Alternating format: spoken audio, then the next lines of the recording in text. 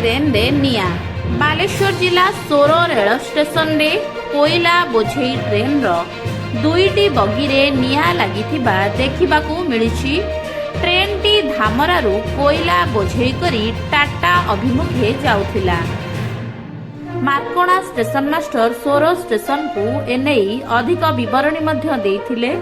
सोर station निकटरे train T अटकाई थिले एवं खबर पाई सोर अग्निशम विभागर कर्मचारी स्टेशन रे पहुंची निया लिभाइबा परे ट्रेन टी 1 घंटारू अधिक समय परे गंतव्य स्थल को जाइथिला।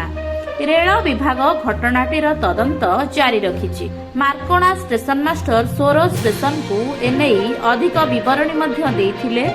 सोर स्टेशन निकटरे ट्रेन टी अटकाई थिले एवं खबर पाई सोर अग्निशम विभागर कर्मचारी स्टेशन रे पहुंची निया लिभाइबा परे ट्रेन टी 1 घंटारू अधिक समय परे गंतव्य स्थल को